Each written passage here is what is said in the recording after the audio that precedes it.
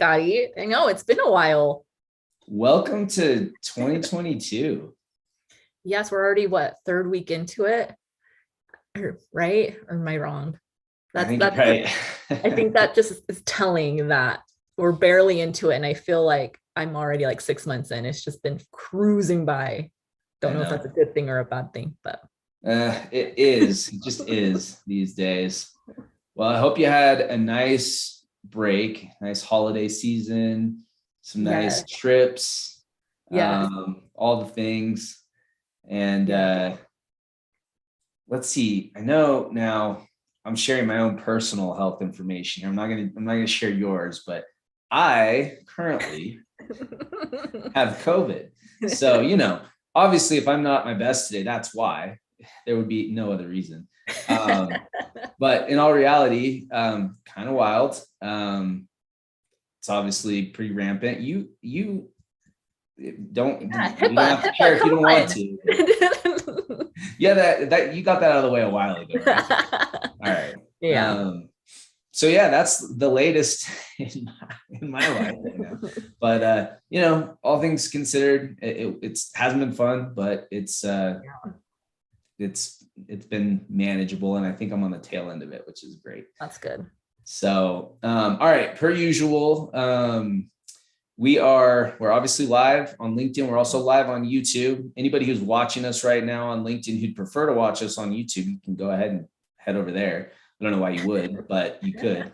But today we're going to talk about counteroffers. I think that this topic, for me personally, might have been the theme of 2021. It very possibly will be the theme of 2022 as well. I should introduce you properly. Kelly Sanchez, Head of Talent Acquisition at DigiCert. Scotty John, I'm a recruiter here at KēSTA I.T, as you can see. But per usual, we're going to make sure that I can address any kind of comments that come through. And frankly speaking, Kelly, the way we have this thing set up today, you and I are going to talk a little bit about our view on counteroffers. We're going to talk about kind of the conventional wisdom, so to speak. And frankly speaking, I think both of us really could use some help from, some participation from whomever's watching today, because I feel like this might be an area where my personal views need to evolve. Right. So that's what we're going to talk about. It's very open-ended. Again, would love some participation from anyone watching about, when we talk about what we think on counteroffers, if there's things we're missing or if things have changed, because some of this stuff, frankly speaking, I've thought for a long time. So I'm going to turn. Sorry? I said it's a hot topic right now. Totally. Yeah. Very, very timely. So I'm going to turn it over to you for a second.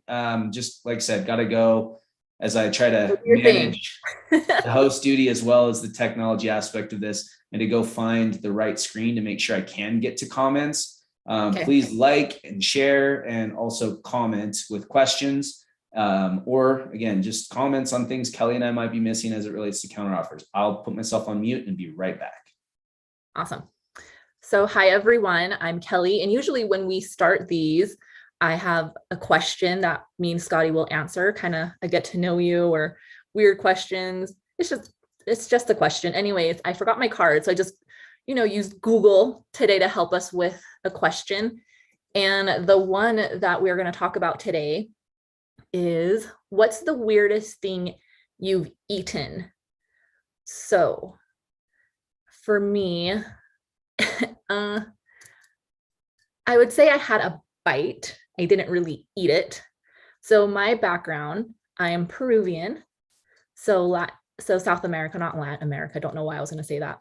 But anyways, we like to eat guinea pig. So I've never had it. But I did try it my last trip to Peru because I went with my best friend, and she will eat anything. So she's like, yes, I want to try this cuisine, and loved it. So me, not so much, but I would say kind of weirdest thing I've ever tried. Yeah, that's pretty weird.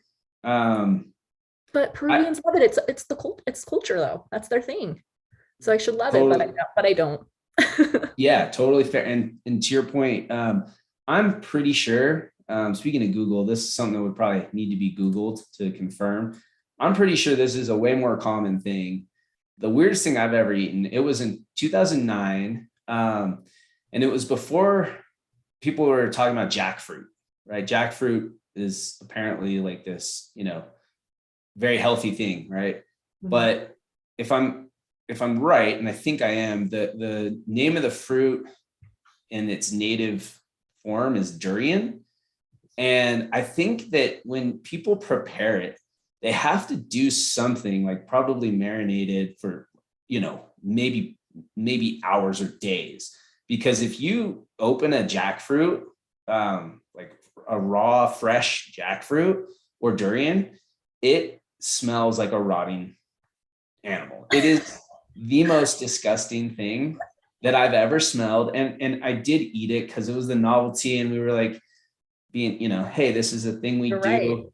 Um, by the way, this is Southeast Asia that apparently it's common. It was in Vietnam. One of the only places I've gone outside of this country. But yeah, so durian is what it's called. And again, it was fresh. I think if you prepare it correctly, it can be great. But yeah, it was absolutely revolting. I had to Google it because now I wanted to look at it and see what it is. Is durian and jackfruit, are they You're the same right. thing? You're right. Okay. It is durian, yeah. We got one comment come through that Namako slash sea cucumber was something, and I've heard that's also not awesome. so, Is that going to be for our topic for today? Screw counter yeah. offers. Let's talk about weirdest things we've eaten. On that note, just to reintroduce the topic that we are going to talk about today, we're going to talk about counter offers. Like I mentioned at the top of this LinkedIn Live, this is a hot topic, if you will. This is something that I think every recruiter has had a little bit of pain in 2021, and most likely will continue to have pain in 2022 around these.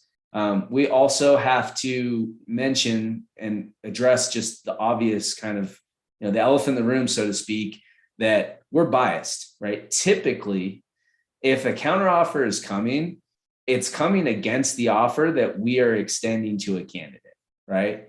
So I've got Kelly Sanchez, my biweekly conversation partner. We've been off for a little while, but back ready to go for 2022. We're ready. Kelly, you're the head of talent acquisition at DigiCert. You're an internal recruiter. You see this happen just as much as I do as a third party recruiter.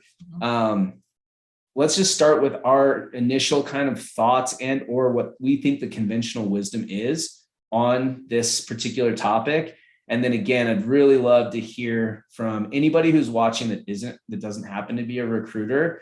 Love to hear where we might be wrong or what our blind spots could be here, because again, I feel like my opinion on this has to maybe evolve a little bit based on, how many people accepted counteroffers in 2021. So what do you think? Maybe, yeah, no, I love it. Yeah, let's definitely talk about the conventional and maybe like the modern way of counteroffers. But I think there's two aspects of it though, because you're right, we have the recruiter point of view of it, but we can even provide a different type of view because I'm the recruiting side internally. So essentially, yes, like don't accept the counteroffer. Recruiter, hey, I got you an offer, don't accept the counteroffer. So there's like two different perspectives there too. But going to what you said, on the conventional route, it's definitely bias of like, don't accept it. You interviewed for a position. There's a reason that you're leaving. So go do it and take the new job. Don't take the counter. Right. So do you want to elaborate on that counter on the why you shouldn't? Yeah, totally. To your point, I think that is the conventional wisdom, right? And you and I both were trained over the course of our career, and given data, and there is data, there are studies out there about this, right? That being said, you go to Google, the first, probably the first full results page you'll find on Google, those studies all seem to be sponsored by recruiting companies. you have to take It's been that a with a minute little, since I've Googled it, but yeah, I'm sure. you have to take Absolutely. that with a little bit of a grain of salt. You get it a little deeper into the results, and you start to get some studies from like SHRM and some other, HR, a little less perhaps biased sources, but ultimately, to your point, Kelly, here's conventional wisdom as to why you don't want to accept a counteroffer. Like you mentioned, you were looking in the first place for a reason, and sometimes the primary reason is money, right? And that's the lever with a counteroffer.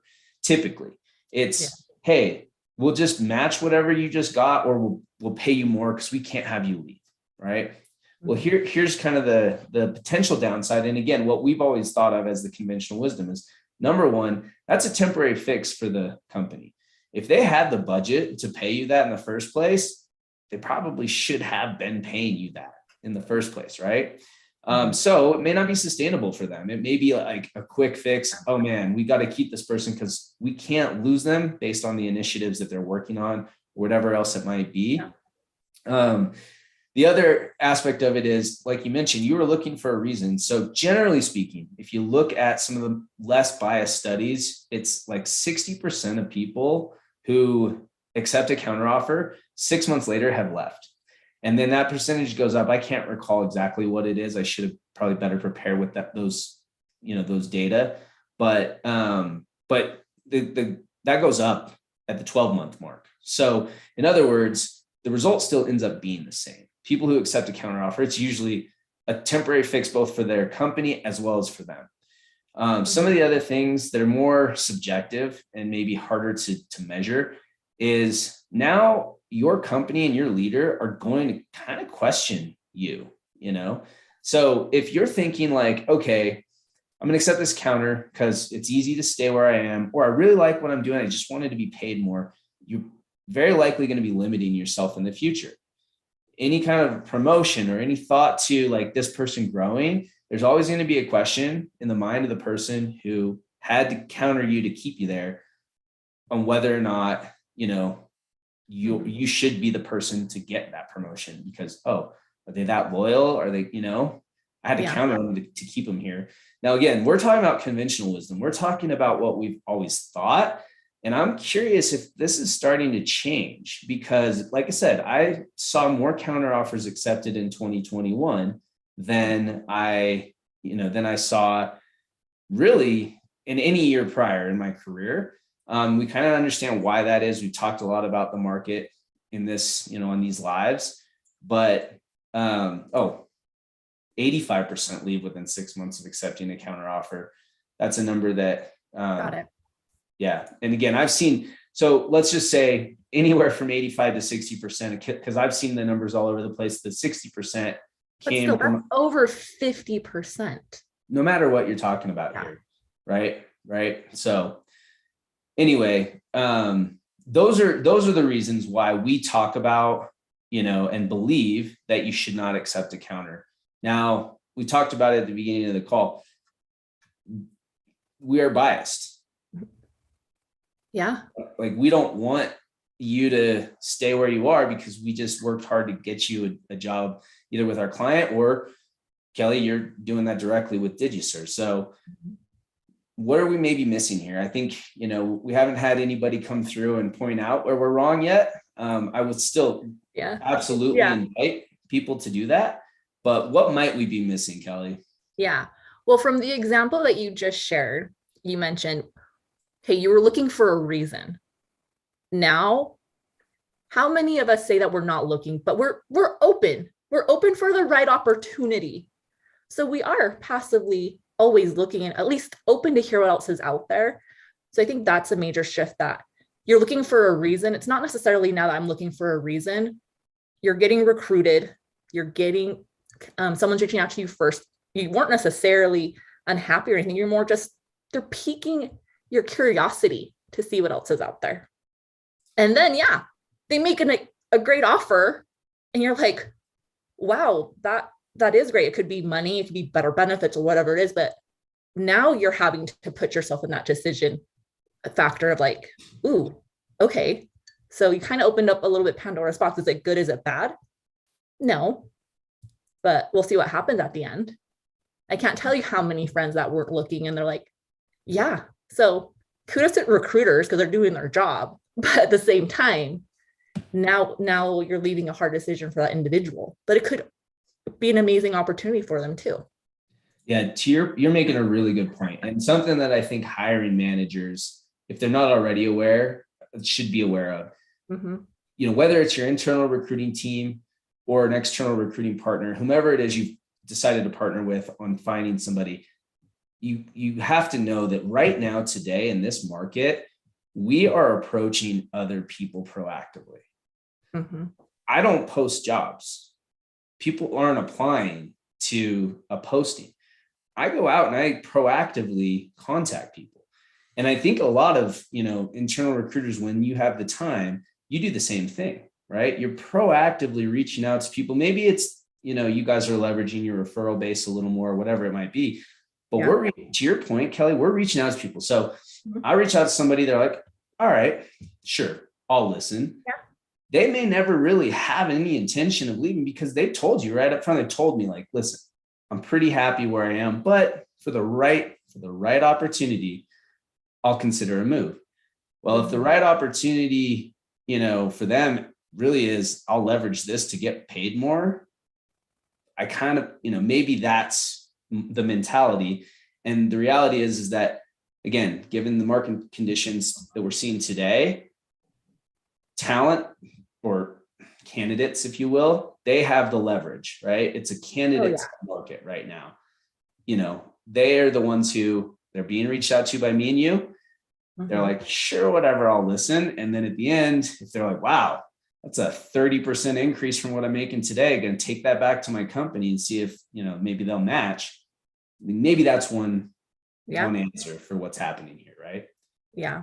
So that's a really good point. That's something I think, we absolutely have to keep top of mind, is that most of these people we're reaching out to, they're not applying. They're not like coming to us. We're going to them. So, yeah. So I think that's a major different factor back when we started recruiting, because it was more of, you're receiving applicants, you're screening, but now it's the reverse of us reaching out more.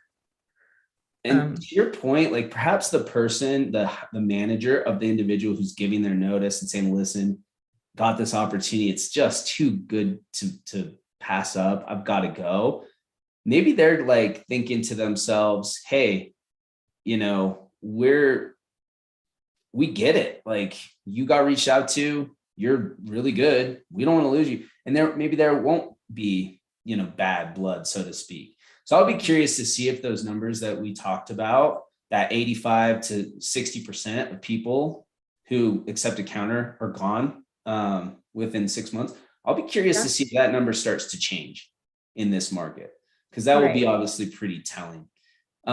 Real quick, just per usual, want to make sure that anybody who's joined us throughout, probably pretty obvious that today, Kelly Sanchez, head of talent acquisition at DigiCert, my bi-weekly conversation partner on these types of topics. We're talking about counteroffers. If you have questions, if you have comments, realistically, anybody who's listening to us today, if you disagree, we're trying to have a conversation to understand why we're seeing anecdotally, we're seeing an uptick in counteroffers being accepted. And we're also questioning the conventional wisdom of what you and I have always believed since we started in this business, of you should not take a counter. Like, don't do it. Like, that's what we've thought. And we're really, again, trying to understand if what we've thought maybe needs to evolve a little bit. So again, if you're watching and you have a comment, if you noticed anything that we're missing, blind spots, et cetera, please drop them in the comment section and let us know. We'd love to address it. Otherwise, I think we'll wrap this one up a little earlier today. Kelly, anything that we haven't kind of explored here that you think that might be a cause or leading to the rise in counteroffers we're seeing being accepted? There's just a lot of opportunity out there. Absolutely. But the other point that I want to point out too, from the story that you were talking about, accepting a counter, you think about now there's like an X on you. Your leader knows that you want to leave, you're not loyal. And so you don't want to be that person. But we were just talking about being honest. If you're unhappy, talk to your leader about it. If you can. I get that there's some leaders out there that you're like, hell no, I can't talk to them about it or say things like that. Then that's probably a counteroffer you shouldn't accept if Right. you run away from that environment. Um, but yeah, just again from the example that you were sharing that you have this target now, I'm like, there's things to consider. If you have a good relationship, it's a good culture, and you're happy, but the only thing that is unhappy is your pay. Hey, and you went and did some interviewing and did some research and you're worth more money, and you're coming to your leader honestly, like, hey, this is what's out there. This is what I'm valued at. Cool. Like, I think accepting now, to your point, Scotty, yeah, we've seen it a lot. Money probably could be okay. But if you're accepting it and it's still a toxic work environment, all these negatives, bad leadership, they aren't talking about your career development, I don't know, and any of these other factors, yeah, you're gonna have to take a tough look and be like, I would consider running. No doubt about it. I've got a couple more thoughts actually, but I want to get to a comment that came through that I think is another really good point. It's actually the comments in the form of a question that we can address. So, what if there was a hiccup in the onboarding process, or even just a lack of onboarding, that threw the comfort level off with the new company? What do you think, Kelly? I mean, certainly, I think that's probably a factor here, right? Absolutely. Yes, and I would say, yeah, yeah, if it's concerning to you, chat to your hiring leader, talk to HR, the recruiter, or someone to understand, like, yes, why was the hiccup? What's going on? Are they new? Honestly, I did a big one the other day, so like I feel attacked a little bit. No, I feel like everyone's human, but if it's like bearing like too many red flags, like, yes, absolutely talk about it. Don't be silent, and see exactly, yeah, red flag, investigate it, talk about it, speak up. That would be my advice. Yeah, I agree. I think, onboarding, we talked about, I mean, we devoted a whole, two of these, and one specifically focused on onboarding.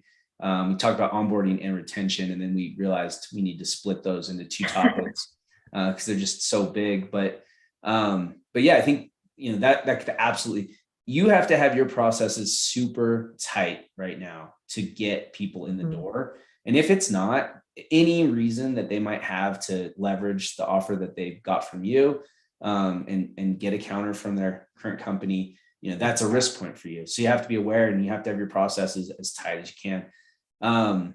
I think, just to address back to what you were talking about with regard to, money being, sometimes it is, everything is great. A recruiter reached out to you, you were like, sure, I'll listen. There's always, some other thing, but I love everything about where I am today. And it really just comes down to money. I feel like, again, maybe it's my bias showing, that's just rare. It's just so rare. Oftentimes what I've seen is people are promised something with a counter in addition to money. Move you to another team, will address these ongoing issues that you've talked to us about, we'll fix them. If you're going to consider accepting a counter, I think you've got to get some of that stuff in writing and really committed to, because if it's just verbally committed, that's, again, why we see and have historically seen you'll end up leaving, right? So, but there's also some other factors too, that might come up. One that I thought of is, if a counteroffer is essentially an actual move to another team internally, right? Essentially another offer, a different job than the one you're in, that might make a little bit more sense. I don't know. And again, you and I just tried to suss this out, talk about the nuance, and get to a place where we maybe could understand why this is happening more. Still would invite anybody who has a really compelling reason why accepting the counter may make sense. I'd still invite you to put that into the comments, help Kelly and I understand a little more. But ultimately, where I still come down on this is that generally speaking, there are some exceptions. We addressed them in the in the meeting today. Generally speaking, you don't want to do it. Don't do it. And like I said, we're biased. We have a vested interest. I'll talk to anybody that I talk to about this. I'll tell them that because it's true. But I still don't know that I've seen the evidence yet that would say it makes sense to accept a counter, at least at the frequency that we're seeing in the market today. So yeah. And Scotty, maybe this is another topic we talk about too, but so there's the counter piece, but makes you think about people that have, not accepted the counter, or maybe there wasn't a counter offered at the time, but the door was left open and they're boomerang people that come back. Yeah, to your point, I think that's a great topic for a future conversation, because to your point, I think, that's probably the better,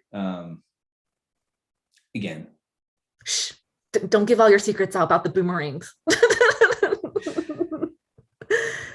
It's a future topic. Just it's because a future topic. We'll leave it at that. I like it. I like the cliffhanger. You're good at this. All right. So just want to thank everybody that joined us today. Kelly, thank you so much.